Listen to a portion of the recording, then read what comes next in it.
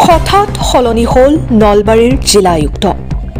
জিলা আয়ুক্তৰ ৰূপত আয়ুক্তৰ কাৰ্যালয়ত দেখা গ'ল এজন শিক্ষকক। নলবাৰী জাতীয় বিদ্যালয়ৰ বিজ্ঞানৰ শিক্ষক মৃন্ময় কলিতাক এদিনৰ বাবে এনেদৰে দেখা গ'ল জিলা আয়ুক্তৰ ৰূপত।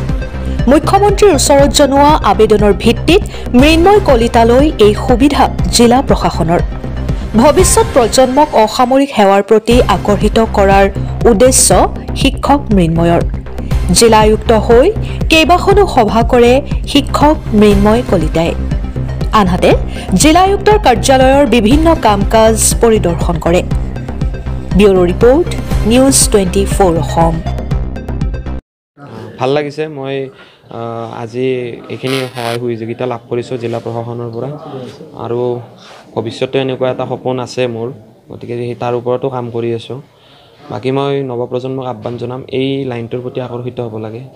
সমাজৰ হকে কাম কৰিবৰ বাবে এই এটা বহুত ভাল এটা প্লেটফৰ্ম, গতিকে তেওঁলোকে আগবাঢ়ি আহিব লাগে। তেওঁলোকে যাতে ইয়ালৈ আগবাঢ়ি আহি তেওঁলোকে এজ এ চিভিল ছাৰ্ভেণ্ট হিচাপে মানুহৰ সহায় কৰিব পাৰে, কাৰণ আজিৰ দিনটোত এনেকুৱা এটা প্লেটফৰ্ম বেলেগত নাপায় আপুনি। গতিকে তেওঁলোকে আগবাঢ়ি আহক আৰু ভালদৰে পঢ়ক, ভালদৰে পঢ়ি কিনে APSC ক্লিয়াৰ কৰি UPSC ক্লিয়াৰ কৰি এই ড্ৰিম জবটো লওক। মই বৰ্তমান নলবাৰী জাতীয় বিদ্যালয়ত কাম কৰি আছোঁ। নলবাৰী জাতীয় বিদ্যালয় ফুলগুৰি বিজ্ঞান শিক্ষক হিচাপে মই কাম কৰি আছিল। হয়, মোৰ নাম মৃন্ময় কলিতা। আজি কোনবোৰ দিশ আপুনি চাব?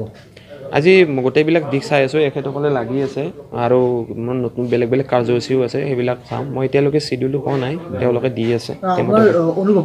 ভাল লাগিছে। অনুভৱটো মই বুজাব নোৱাৰোঁ, এইটো শব্দৰে বুজাব নোৱাৰোঁ। ভাল লাগিছে। আপোনাৰ লগতে জিলা আয়ুক্ত বাইদেউ থাকিব? থাকিব, তেখেত থাকিব। দুজনে লগ লাগি চাব।